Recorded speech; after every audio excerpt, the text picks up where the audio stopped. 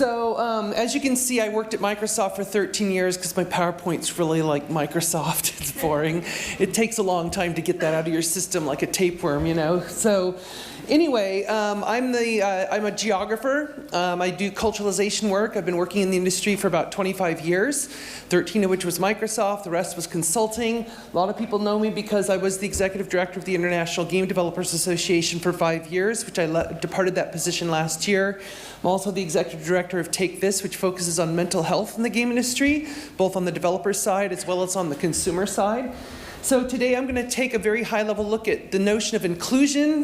This is a topic that obviously is much, much bigger than what 20 minutes can handle, so forgive me for the brevity of it, but let's kind of dig in. So we know what the industry is. We don't really need this Latin definition because we all kind of know what an industry is. For the game industry, welcome to the game industry. You can see yourself somewhere in there, right? You can kind of pick out, I'm that nut or I'm that cog or something. Unfortunately, for a lot of companies in our industry still, despite the wonderful examples that we just heard over the last 3 speakers, a lot of the industry perceives you as this. You are a part in a machine that cranks out entertainment and has to hit its KPIs and blah, blah, blah. But the reality is we know that it's not this, and we're not belching out stuff. Well, we kind of are if you're mining Bitcoin, but that's not us. It's an industry of people. This industry is made up of people. It's made up of great, wonderful people. I love the fact that if you know this company, Nordeus, they have this on all of their t-shirts. It's on their website that their #1 game is their people. And they really mean it. And I love that they go out and emphasize that. And so it's really important for us to remember that, because I have talked to thousands and thousands of developers, especially in my IGDA role, all around the world, and I hear a lot of them will bitch and moan and say, the industry screwed me, the industry does this. Yeah, that's you, it's us, we are the industry. It's not some faceless machine out there. I mean, like we showed with the examples here of the other speakers, I mean, you can make a conscious decision to change the machine and focus on the people, so there really isn't a machine to rail against. It's basically just a set of relationships between you and your coworkers and the projects you're working on. Now, when I was at the IGDA, we created what I called the Developer Satisfaction Survey, and so every year we would gauge kind of where people are in the industry. This is one of our later surveys, and you can kind of see the locations that we covered there. In terms of the sample size. So what we were trying to gauge with this survey was essentially we were trying to gauge demographics. That was a big key part of it, but we were also trying to gauge developer attitudes about not only their specific jobs, but about the industry in general. So just a couple of things to give a little context, and it doesn't show up on this screen really well, but reasons for wanting to join the game industry, well, 2 of the biggest ones: earn a living doing what I enjoy and sharing my passion. We kind of know, yeah, that's obvious. We are a passionate industry. And I love the fact when you ask them, how long do you plan to remain in the industry? Indefinitely. And so you don't see that a lot with a lot of other industries like accounting or banking or things like that. A lot of the data behind this survey really illustrates the fact that we are creative artists. So we really are artists. You talk to writers, painters, filmmakers, all of these other people in creative media, the answers are very similar, which basically means we can't get it out of our systems, we can't help ourselves, we make games because we are compelled to do so, and we love it, and we're going to do it till we drop dead, which is actually what some of the comments in the survey said. I will do it until I face plant on the floor. And of course, for students, if they finish university, all of them, they're very eager to start their own company, which again, it's that entrepreneurial spirit, as we've seen in the last several years of the rise of the indie developer, because of the democratization of game development tools and resources. This is pretty much the #1 aspiration of a lot of students, because again, the creative spirit tends to be independent enough that it wants to go on its own path. Some people, yeah, they want to join Call of Duty 26 or Halo 15 or whatever, which is totally fine. But that's a matter of preference. But for a lot of people, it's like, I want to do my thing. That's why I'm doing this in the first place. So all of that is really cool. It's nice. Oops, sorry, that's why I don't do that. And then, the other thing that's interesting too, we ask questions like, what best describes your relationship with your current employer? Well, I'm glad that it's the second answer, which this is my career and a large part of my life. I would be concerned if it was the first answer, which this is my career and my life. So at least we're showing that people have a sense of balance between what they do at work and what they do outside of work. But again, it's, for a lot of people, this is basically underscoring the idea that game developers are very passionate people. They love what they do. It is a big part of everything that they do from day to day. Now the problem though, is that when we ask also these questions like, what factors do you think creates a negative perception of the industry by the public? And you can see here some of these, I don't know if that's too small, but sexism among gamers, sexism in games, sexism in the workforce, racism among gamers, racism in games, racism in the workforce. All of those numbers. So the game developers who responded to the survey in 2016, those answers went up. It's the wrong direction. So they're basically saying it's even worse, and it's getting worse. And so the trend that we were seeing, and of course, you also have to take into account that some of this is the aftermath of Gamergate. Some of this is the aftermath of the rise of the alt-right, because when we think about that the survey was responded to by about 50% North America, actually more like 55% North America. So you are getting a heavy weighted towards some of those issues that in the US. But the general response here is that this is not the direction we want to see these numbers go. And the interesting thing too is that with some of these answers, like working conditions in the industry, that again went up as well. That they felt that working conditions is a really big reason why the public has a negative perception of the industry. But honestly, when's the last time you talked to someone on the street who plays games who knows what crunch is, or has even heard what's going on? If a lot of people I talk to on the consumer side, they have no idea how games are made. They have no idea what the process is. And so it's interesting. So when I see that, to me, that's game developers kind of crying out for help, saying, it's really bad, help us. But anyway, so this is not a good sign. We don't want these numbers to go in that direction.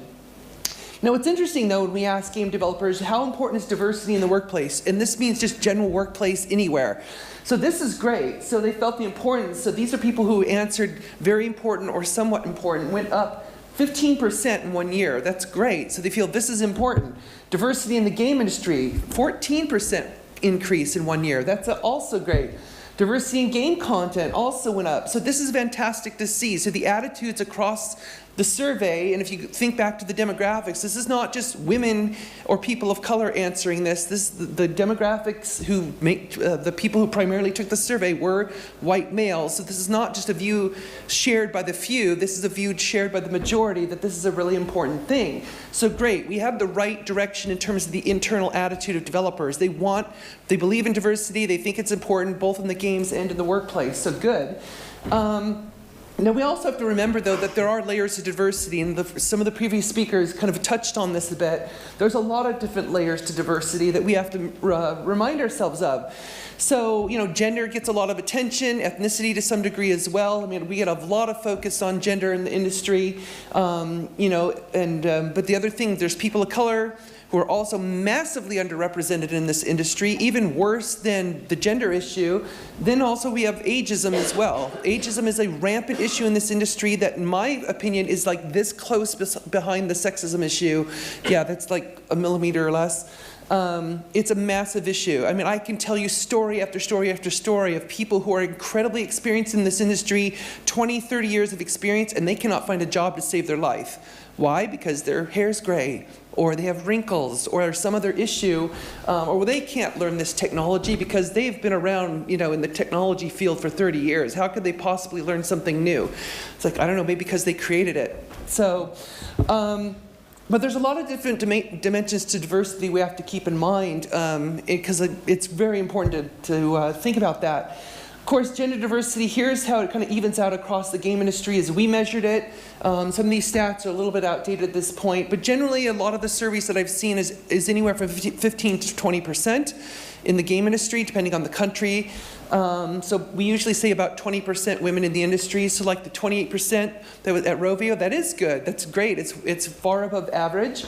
Unfortunately, what I've seen some trade associations do, like the ESA, for example, has said, they quoted on our survey once, the IGD survey, and they said, well, the general tech sector is more like 10 or 15%, so the game industry is doing really good. And I'm like, that is not the right answer. That's not the right answer. To compare it to something even lower, it's like, yeah, we're doing good, but it's still pretty pathetic. Ethnic diversity, as I alluded to before, is even worse in terms of the background, so this is something else that needs to be worked on. We asked this question, do you feel there's equal treatment and opportunity for all in the game industry? And again, this is really disheartening to see that these numbers have gone down. So there's fewer people who think there's equal treatment and all in the industry. And so there's a lot of dissatisfaction that's brewing out there. There's a lot of reasons for this too. I mean, certainly the crunch issue is a big part of this. Certainly there is a lot of the practices around hiring, unconscious bias, all of these things that I'm going to get into very quickly here. So there was a study done last year, the Tech Leavers study, that was basically examining across the IT sector, which included some game companies. Why do people leave their jobs? What are the main reasons for leaving? So unfairness, the perception of unfairness drives turnover in a very big way. And a lot of times that unfairness is driven by a sense of not being included. There's no sense of inclusion, or they might think that, well, I'm not being, this environment is not hospitable to who I am as a woman, as a person of color, or whatever dimension of their diversity. Of course, the experiences differ dramatically across groups, both in terms of the geographic location and, oh, I'm so sorry. That's usually why I wear a lav mic. I'm sorry. It's better than when I once knocked a glass of wine off the podium. So, unfairness costs a lot of money, not just in the US. I mean, it costs money for all companies because you're losing great talent. In a lot of cases, they leave the industry because they just perceive that this industry is not, quote, fair. And they did show that diversity and inclusion can work, but of course, as you might expect, it has to be done right. The way that you implement it in your company really matters. So some of the reasons they mentioned here, like what following describes the reasons you left your employer. Well, over there is unfairness and mistreatment. The other one, activity seeking better opportunity, not satisfied with the work environment, not satisfied with job duties, recruited away. So again, unfairness, the perception of unfairness really ranked very high. Now, Fortune magazine also did a study a few years ago where they basically took a look at performance reviews, and they wanted to examine, was there some sense of bias going on in the performance review system between genders? And so you can see they looked at 248 reviews. These were reviews by men and women, and then they also had men and women review those reviews from 28 different companies. And it also was a range of companies as well. Well, what happened is they found, and this is all third-party examination of reviews from across different companies, is that, look at what they found. Feedback received in the critical reviews, women versus men, so has only constructive feedback, is the light blue. Look at this, it has negative feedback in terms of the women's performance reviews. Something's wrong here. And so people are wondering, why are women leaving tech? Why are they leaving games? What is driving them out? Well, this is a sense of unfairness that's going on right here. And again, here's another one about reviews that include critical feedback. Now, of course, they both get criticism, but look at the number that had no criticism, men versus women. And so there tends to be, again, this sense of bias that goes into the performance review system that happens in these companies that is, obviously that is an issue that's driving people out. Of course, there's also the wage gap issue. Yeah, sorry, it's euros, not pounds, but I think you all get it. So this has been an ongoing issue as well. This is for the game industry specifically. So we've got issues. We've got wage gaps that are persistent. We've got a sense of unfairness that keeps being persistent. We have the notion of unconscious bias that I'm glad that Google and Facebook over the last few years have really focused on that a lot. For example, just to give you a quick example of unconscious bias, I talked to a hiring manager just recently, and so we did the hypothetical situation. It's like, okay, you have two resumes, a man and a woman, both equal in terms of their skills, who would you hire? And so his response to me is, well, I'll probably hire the guy. I'm like, why? And he says, because hiring the woman onto my all-male team would be disruptive. And there's actually been sociological studies that prove the exact opposite of that effect. And I've heard all kinds of anecdotes from people across the game industry who saw the exact opposite happen. All kinds of things happen. You put one woman as part of a male team, and all of a sudden all the men just kind of out of this innate anthropological response perform better. They do. They don't want to be a slacker in front of this woman. They even found anecdotal things like the kitchen area was a little bit cleaner. They heard the guys dropping fewer profanities and F-bombs, even if she was, dropping F-bombs every other word. It's like, I don't want to be the douchebag in front of her. So it was just interesting. Plus, a lot of women, they can report is that as you go into an all-male environment, you're going to work your ass off because you really want to prove what you can do. And a lot of times you'll see that the one or two women in an all-male environment are actually kicking ass in performance. And so the guys are just like, yeah, I better kind of up my game a little bit. Anyway, so those factors exist in our industry. It's pervasive. Here's a great example, though, about how inclusion was basically recognized and then turned around very quickly. Because one of the things that's very frustrating is when I hear this all the time, it's like, well, it's difficult, the game industry takes time to change, blah, blah, blah. I'm like, that's all bullshit, I'm sorry. It doesn't take that much time to change. I mean, you think about what's going on in Hollywood right now with the Me Too movement, that issue of harassment has been pervasive since the beginning of the industry 100 years ago. And now within the last several months, you suddenly have this movement. Now, whether or not you agree with what's going on in terms of the implementation, the fact is that this is the first time in the history of that industry that this is happening and it has been elevated to this level. So change can happen very quickly if you want it to. So here's an example. FX Networks is a cable TV network in the US. And so the CEO, this was back like when Jennifer Lawrence was being vocal about like the pay disparities in Hollywood, and there were some other issues going on. And so he looked at his own staff and he said, look, in the 2014-2015 season of shows that they were producing, only 12% of the directors hired were women or people of color. And so he just flat out said, we're going to change this. And he said, we don't need a focus group, we don't need consultants. He said, I'm the CEO, I can do whatever I want. And he had the board's backing, so he said, you know what, I want more women and people of color being directors of our show. So you can see how he just flipped this so quickly. So in the 2016-2017 season, 51%, which is amazing. And this is a quote from him that when he gave an interview back in late 2016, you know, where he recognized the system is biased and we weren't taking more responsibility, so he basically said, okay, we're going to be the change. So it's just an executive decision, and boom, it changes, and things are different. Now what's interesting though, and you can, this is maybe a little dubious, but you can draw your own conclusions. 2015 Emmy nominations for FX shows back under the old model, they had 38 nominations for the Emmys. In the 2016, after they changed the directorship, they saw a hell of a lot more nominations. Now, is there a correlation? Maybe, maybe not. I don't know. I'm just suggesting the fact that maybe the fact that you are actually invoking inclusion and having more people of diversity make your programs, you're actually appealing to a wider audience. Now, this was back during the leadership summit that we ran in the IGDA when I was the executive director. That's Rami. You probably a lot of people know him. The person there to my left is Christina Reed. Now, Christina was a producer at Disney.